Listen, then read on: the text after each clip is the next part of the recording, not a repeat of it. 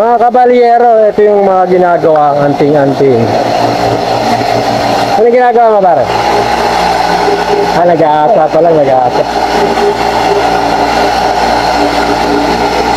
Dito ginagawa yung mga... Yan, ito. Ito yung baston na gawa sa Dignum. Yan, sila yung gumagawa niyan dito. Para saan to? Kontra saan to? Ayun. Yan ay panlagay daw sa... ito yung baston ng Santo Niño. Pare, oh. Yan, ito yung gawaan dito sa bundok Banakaw. Medyo maingay guys, ano? Hindi pa tayo. Ayan, sila yung mga nakakasama ko. Sila Arvin, si Kano. Wala pa si Babaw eh. Pupunta kami ngayon ng tubig ng Niño. So guys, maglalakbay na kami. Pupunta na kami ng tinatawag na tubig ng Niño. Pero marami pa kaming nadadaanan bago kami magpunta roon sa tubig ng Niño. Ayan guys. Ito guys, magandang umaga sa inyo mga kabalyero, magandang araw at sa ibang lugar magandang gabi naman. Kasi magandang hapon. Yan. Pupunta kami sa tubig ng Niño. Ano pangalan mo? O, kasama namin si Genesis, yung bata, at saka yung kanyang pamangkin. Paano ba to? Pamangkin mo? Daddy, yung anak niya. Anak niya, anak. Si ano yan? Ano pangalan mo pare? Arden. Arden, si Arden. Arden ano? Arden Habinyar. Arden Habinyar. I-share ko na yan sa... Yan. Ayan si Arden Habinyar. Tsaka yung kanyang anak. Ano pangalan mo ulit? Genesis. Ayan, Edita. Yan, mga kabalyero. Nandito pa rin naman ako sa bundok Banahaw. Di ba sabi ko sa inyo kanina, meron akong iba-vlog na lugar dito na bihirang mapuntahan ng tao, ng mga pumapanig dito kasi medyo malayo. Paano mamaya ulit mga kabalyero ha? Salamat. At medyo magtitipid tayo sa baterya. Yung guys, bago ka pumanik dito sa papuntang tubig na ninyo, dadaan ka pa rin naman dito sa tinatawag na pintuan papuntang Santa Lucia. Ito yung mga nakikita niyo sa video ko na talagang dinadaan papasok sa loob. Doon yung papuntang presentahan. Kaya magtitilik ng kandila si Arden. Yan. Tignan nyo kung gaano kahalaga sa kanila ang kabundukan. Nagtitiri sila ng kandila dito guys. Yan. Bilang respeto at paggalang sa bundok, kailangan siyempre sumunod ka rin kung ano ba ang kanilang nakasanayan. Yung mga kabalyero. Paano guys, magtitirik din muna ako ng kandila. Lang tayo doon. Hindi naman uulan yan. Guys, kasi nagtataka kami parang dumibilin. Pero kahit naman ulanin, tuloy yung lakbay, sabi nga dito sa paglalakbay ko dito sa bundok Banahaw. Sabi ko nga sa inyo, tulad ng pangako ko sa inyo mga kabalyero, iikutin natin ang bundok Banahaw. Hindi mo maiikot ito ng 1 linggo, 2 linggo, kulang ang 1 buwan mo para maikot mo ang buong pwestuhan dito sa tinatawag na Santa Lucia at ang bundok Banahaw, ang mystical mountain of the sun. Sila ay naglalakbay guys. Oo, diba? Ito yung Jerusalem na binidyo ko sa inyo noon. Ngayon, dito na kami pupunta. Medyo malayo to guys. Mga ilang oras na lakbayan yun, pare ko? Mga 1.5 oras yun. Pero hindi maahon yun. Katamtaman lang. Yun eh, katamtamang ahon lang. Hindi kagaya ng pinanik namin yung mga kuweba ng Ama, 3 tangke. Yun, maahon. Ito, sakto lang. Yan guys, nakikita nyo naman yung nilalakaran. Mahirap magsapatos. Yan, no? Mahirap ang sapatos. Mas maganda nga nakasapatos. Ang bigat ka pa pag nakahan. Kapag ka ganun yung Ito papatay. kaya Franso, gamot sa binat. Yan. Anong puno yan? Saing. Saing? Amin. Ay, yan pala yung saing. Yan, bilang mo. Ito ang puno ng saing. Gamot ng binat yan, yung mga bagong panganak na misakit-misakit. Oh, yun daw. Ito raw ay ang gamot sa bagong panganak na may binat. Yan. Ito ang tinatawag na puno ng saing. Yan. Ang galing ng aking kasama. Nice Arden. Tara. Dapat binibidyo mo rin yun sa'yo para makikita. Ayan guys. Ito. Paglalakbay na kami. Ayan, dadaanan mo. O, diba? Tignan mo naman. Mga kabalyero. Kiling. Batang kiling. Oo, sa Batang Kiling daan tayo. Batang kiling. Ito na ba ang Batang Kiling? Ito. Titirik tayo dito. Ito na raw ang tinatawag na Batang Kiling, guys. Kaya tinatawag batang kiling yan. Iling. Oo nga, no, nakapalinga. No. Yan, iling. Kaya ito, oo nga, ito, no. Nailing ka dyan pagka dumaan ka dyan sa bato na yan. Nakatagilid ka kasi, no. Iling ka. Nakailing, kaya Batang Kiling. Batang kiling. Ayun, kaya pala tinawag itong Batang Kiling kasi patagilid ka yung dadaan, guys. So, nakita nyo, ha. Ayan, mga kabalyero. Napakasariwa ng bundok Banahaw. Ano na? Ayan.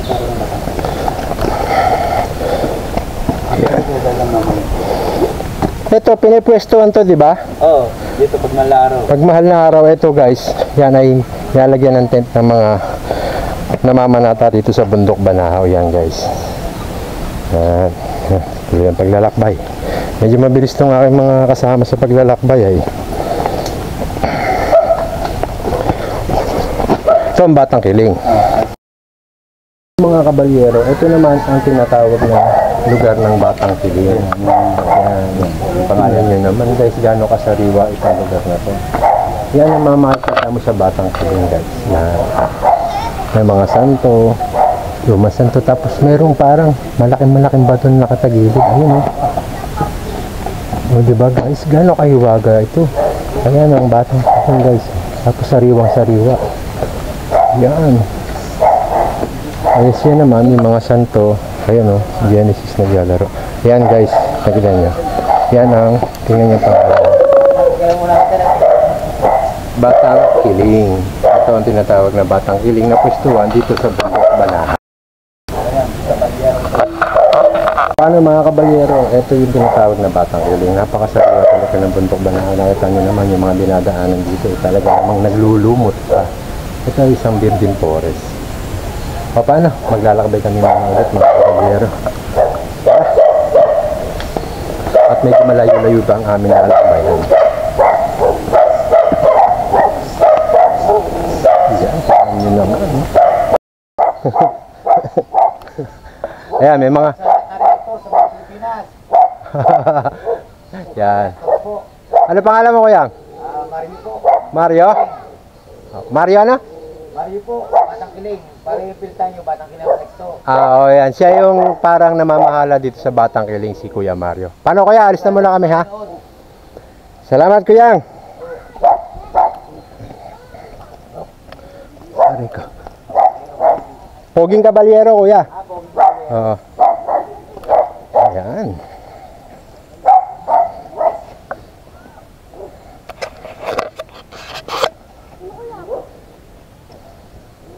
Oh. Nagmumoist yung camera ko. Ayan. Ito guys yung nilalakaran. Ayan. Tingnan nyo naman. Maliwanag doon. Pero dito nagdidilim ang kapaligiran. Dahil talaga namang virgin forest tong. Tingnan nyo naman. Yan ang mga dinadaanan dito sa bundok Banahaw guys. Kaya kayo kung gusto nyo pumunta sa bundok Banahaw, hanapin nyo lang si Arden, yung asawa ni Rosaline. Hanapin nyo si Ate Pe o kaya si Babaw. Yan. Tingnan nyo yung lakaran guys. Oh, ang dilim.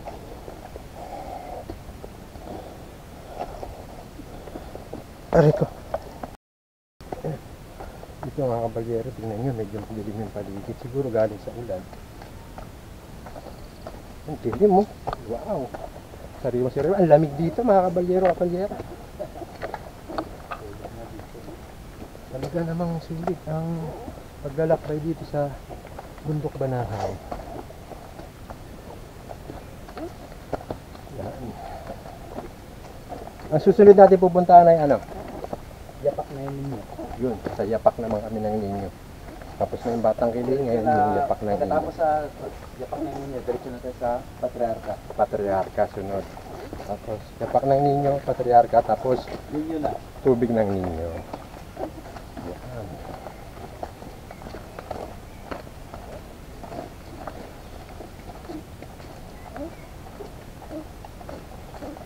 sariwa. Guys, tingnan nyo naman. Grabe, ang ganda ng panahon. Virgin Forest.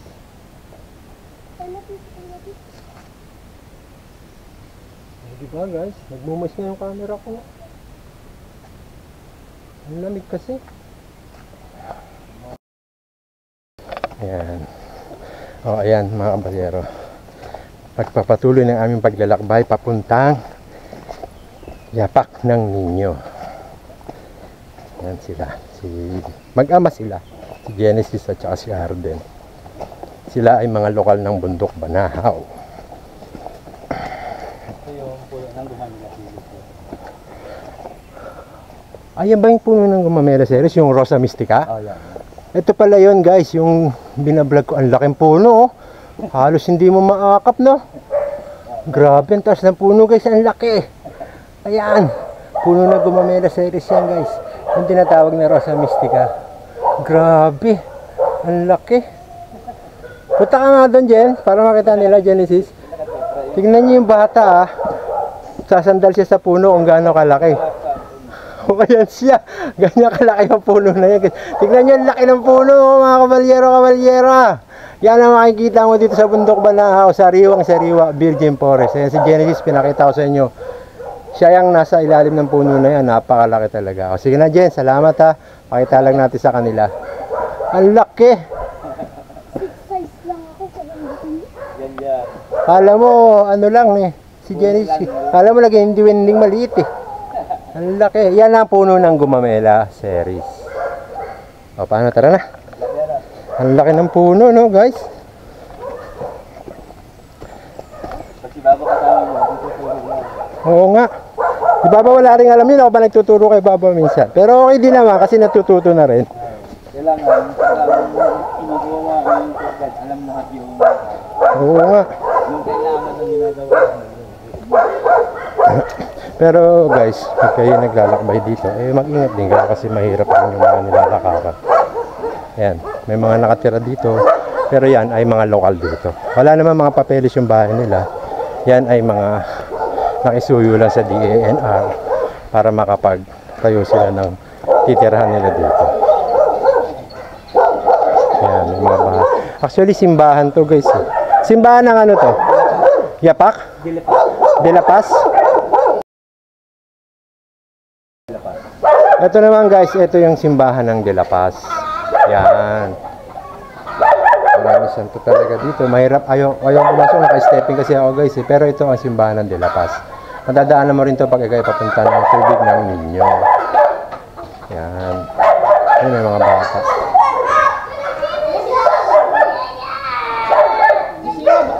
Wag na po. Babalik na lang po. Ayan, may mga bata, may mga nakatira rin. Yan, nasa lubong, mga kaibigan pala ni Genesis yan. Sa klase pala siya. Ma'am, thank you ah. Genesis! Yan, sila yung namamahal, si ate. Ito, tuloy ang lakbay. Ayan guys, ito naman yung simbahan ng De La Paz na daanan. Tapos ito naman yung lalakaran ko ngayon ay yung papunta na ng Yapak ng Niño.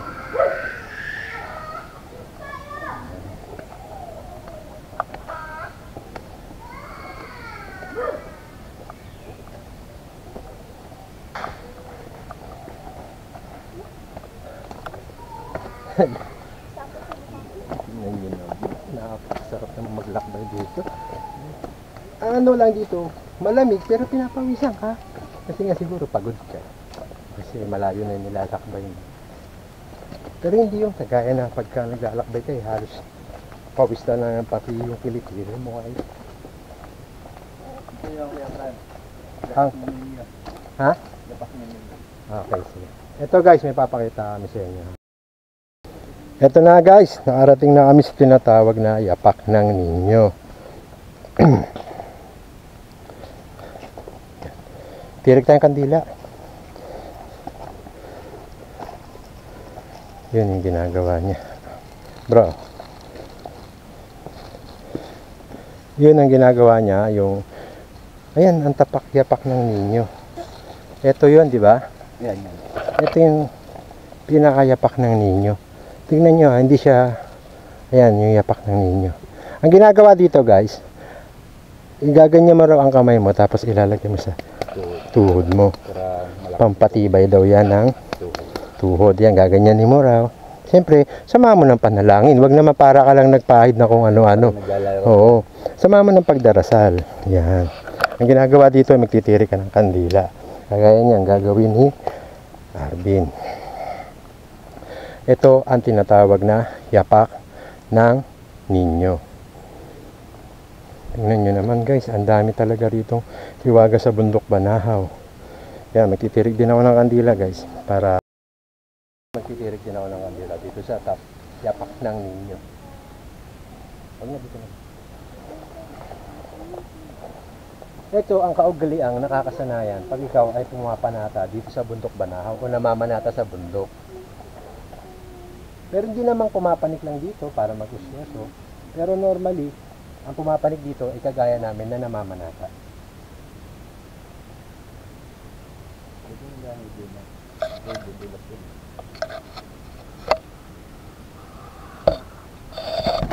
Tingnan nyo guys, yan ang ginagawa dito sa mga dinadaanan na ang tawag dito ay mga sagradong lugar dito sa bundok Banahaw. Kaya sana kung di man kayo naniniwala, tulad namin, nire-respeto namin ang inyong paniniwala. Kaya kung para sa akin, respeto sa isa't isa ang kailangan. Sabi nga nila, wala namang relihiyon na makapagligtas sa tao. Ang makakapagligtas sa tao o sa atin ay yung relasyon mo sa Panginoon. Yan, maraming salamat mga kabalyero.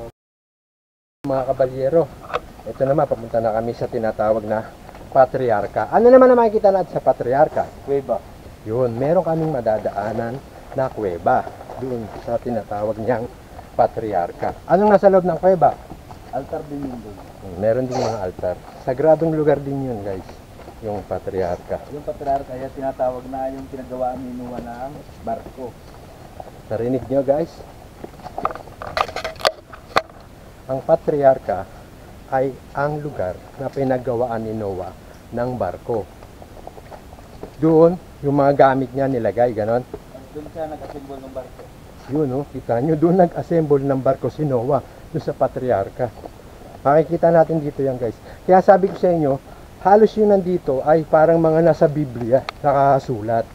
Kaya yan guys, makikita natin mamaya yan. Kaya walang bibitaw guys. At patuloy kayo manood sa video ng inyong poging kabalyero. Yan, teka lang guys ha.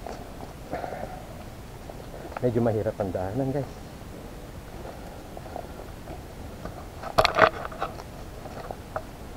Aray ko. Hindi, okay lang, gumagana. Ayan guys, masyado malakas ang magnetic dito eh. Kaya, ayan, magnetic mountain din kasi ang bundok Banahaw mga kabalyero, kabalyera. Kaya yung mga video ay talaga namang, kung mga cellphone, ay parang nagkakaroon ng static. Puno ng kastanya. Ah, ito pala ang puno ng kastanya. So guys, oh, ang laki rin, oh. Namumunga pa to, Bin? Pag Mayo. O, pag Mayo raw. Season lang. Ewan sa isang taon. Pag yung Mayo lang. Yan ang puno ng kastanyas, guys, mga kabalyero, kabalyera. Isang beses ang taon mamunga, tuwing Mayo lang daw. Ayan, tingnan nyo naman gano'ng kasariwa yung bundok Banahaw, may puno pa ng kastanyas. Oh, isipin nyo yan. Ngayon na sila makakita ng ganyang puno. At saka tignan mo yung punong katabi. Oh, ano ba yung punong katabi? Balete? Hindi o. Kanyan, ibang kahoy din yan, matigas. Parang goma, no? Yan, ang lalaki ng puno dito, guys, oh. Oh. Tara, tuloy ang lakbay natin.